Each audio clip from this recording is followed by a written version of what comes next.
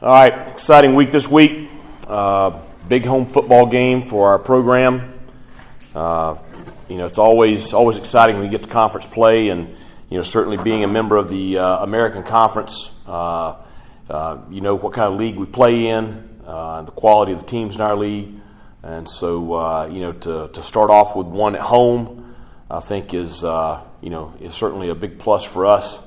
It's going to be an exciting weekend. Weather in the Greenville area is, I think we all appreciate this weather this time of the year better than, what we had there in August and early September with the heat. But, it's going to be a great weekend, 3:30 kickoff. Very good Tulane team coming in here.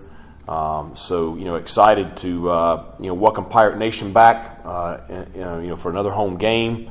I thought the stadium, last Saturday night was just incredible. I thought, the fan base and the student section certainly were a positive impact on the game for our roster and our players, and just really appreciate their support, especially the student section. I mean, it's been a couple of years since we had it like that, and so it was great to see, and looking forward to having everybody back this Saturday at 3:30.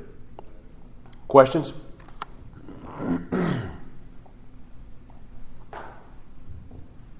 Coach, I know you have a lot of respect for Willie Fritz, Tulane. Just when you turn on the tape for them, what stands out the most right away? Well, I think you see, Coach Fritz's fingerprints everywhere on the program. Whether it's offense, defense, or special teams, I think you see a very physical football team. That's the biggest thing that stands out. When you watch their offensive line, the way they play, Coach and I have a very similar philosophy on how the game should be played, and I think it's just very obvious, watching them, just seeing his philosophy there. So I think the physicality is the big thing that stands out. Certainly they have talented players. Quarterback's a great player, but that's the first thing that pops.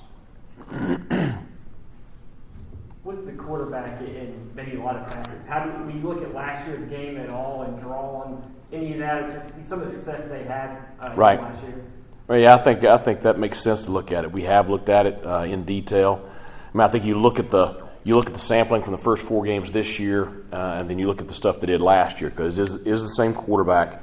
It's a different coordinator, but it's still same head coach, same philosophy, and the same quarterback. So, they're going to look at the things they did well against us last year. We're going to look at the things that, we struggled with last year as we're putting together our game plan and kind of mesh that with what we've seen from the first 4 ball games.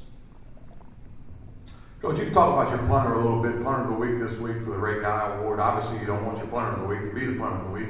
Right. But he was, and just talk about his, the way he delivers, when you need one inside the 20, when you need a boomer, he's able to do both of those. Well, I think the big improvement on John, this year from last year has been the consistency. He's doing a tremendous job with hang time, as well as distance. Last year he would hit a good one. He would hit one that wasn't so good. He would hit one with great distance. It wouldn't have great hang time. He was just very inconsistent. He worked very, very hard in the off season, and that hard work is showing. His punts are all 4+ hang time, and with the play of our gunners, Josiah Hatfield's the one that really stood out the other night. It's really forcing a lot of fair catches. And then, you look at the last punt of the ball game, in that situation, I wanted to make sure we were sound in protection, so we stayed in a base punt formation so we would make sure that the kick was protected. But I really just told him, I said, this is where we need the ball. And he was able to put it right where we needed it. Josiah downed it on the 2-yard line, which created a long field, and really set up the ending of the ball game. So he's doing a great job. I think that, you're going to see two of the best punters in the league, this week. Tulane's punter is one of the top punters in the country. So you're going to see 2 of the better specialists that there are this weekend. Coach, Tulane's a team that has played a couple of ranked opponents already. They play well on the road for the most part. This sets up as a interesting matchup. Talk about your points of emphasis as you enter this week's ball game. Well, they played very well at Oklahoma opening weekend. Had a chance to win the ball game on the final drive, and I think Pratt earned a lot of respect from the Oklahoma faithful with just the way he competed that day. Had a tough game at Ole Miss, but Ole Miss is, they're having a pretty special year. They've got a pretty big ball game this week also. But, I think that, Tulane's well tested. They had a tough loss to UAB the other night in a game that I'm sure Coach Fritz feels like they should have won. But it's a big challenge for us. As you look back over the span of the last 11 games or so that we've played, the Tulane game last year is one that stands out where, I didn't feel like we played, at our best. We were coming off the tough game at Tulsa, and certainly that may have had a little bit to do with it. But at the end of the day, you did not have one of your better performances against this group last year. So, our kids are going to be motivated, between, the way we played last Saturday night and first conference football game and that performance last year against Tulane. I mean, our group's going to be motivated. That they want to play well. They want to figure out a way to win this ball game. And so, I expect us to have a great week of practice this week. I expect us to be ready to play at 3:30 on Saturday, and I expect us to play very well. It's kind of our job to build up things and hype Yep. things up. I mean, if you look at big picture, ECU hasn't won 3 games in a row since 2014. What could that mean to be on a 3-game streak and to be 3-2? And do you sense, obviously, this is a big game for the projection of the program?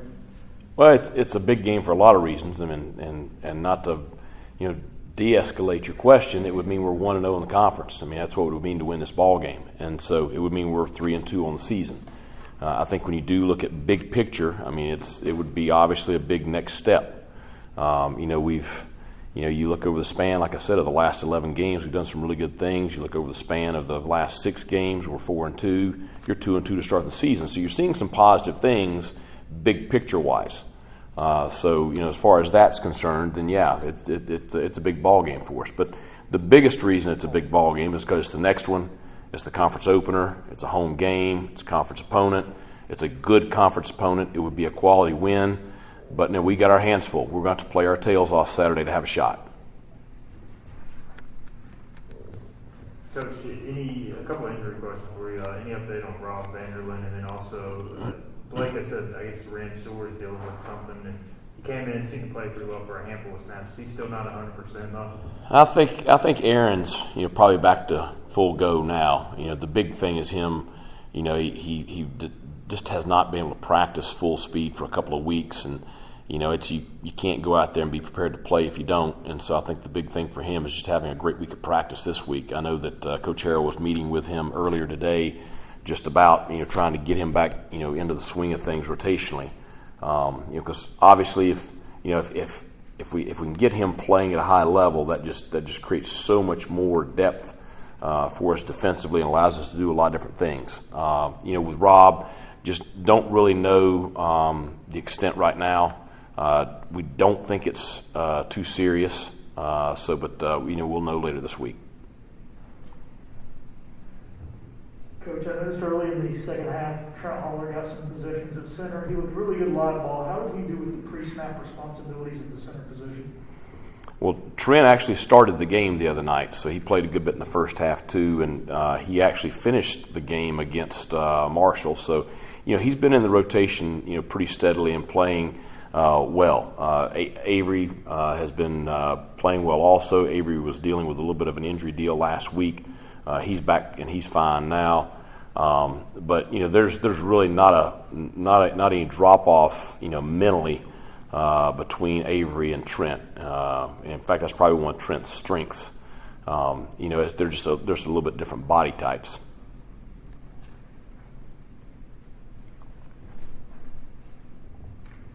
Keaton's been able to bust off some big runs. We maybe haven't seen that Rajay game that we saw so often last year. Is he frustrated at all by that? And then what do you think maybe it takes to get him going in one of those games? Well, I think they're both pushing themselves to play a little bit better. Keaton has popped a couple of big plays. I think one of them has 45 carries, the other one has 43 carries. We're splitting reps with them. So they're both getting, pretty equal touches, which is what we want. We want them both fresh when they're in there.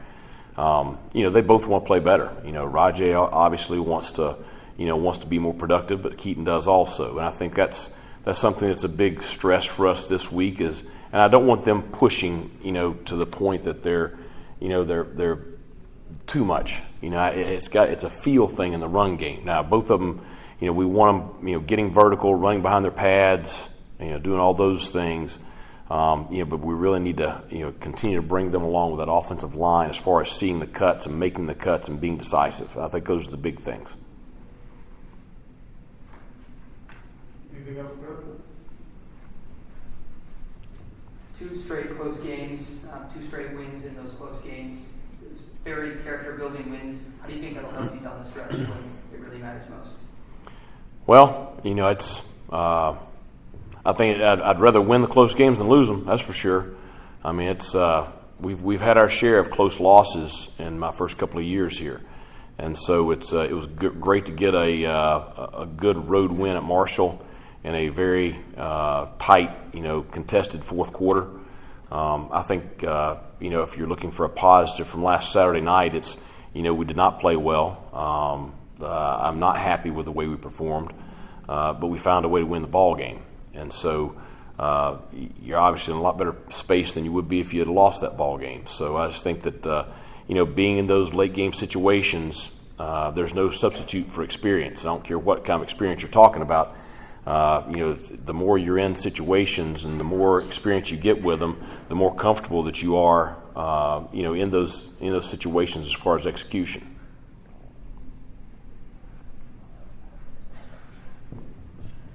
Coach, through 4 games, 30% on third down offensively. I know that's probably frustrating for you guys. But what do you identify as maybe the problems there through 4 games? We got to be better on first down. That's the biggest problem. If we can get our offense in 3rd and 3s and 3rd and 4s, then you're going to see us be a lot more effective on third down.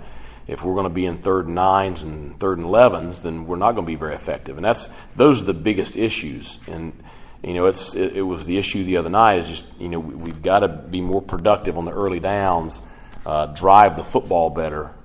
It's just, you can't continually get yourselves in 3rd and longs. Those are challenging situations for you offensively. It's what we try to do defensively. Our big thing on defense is, try to play well on 1st and 2nd down, get it to 3rd down and win 3rd down. But if you're sitting 3rd and 2 defensively all the time, you're going to struggle on 3rd down. So, that's the big thing, is just being more productive on the early downs.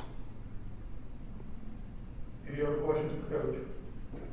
Thanks, Coach. Okay, thanks a lot, guys. Appreciate it.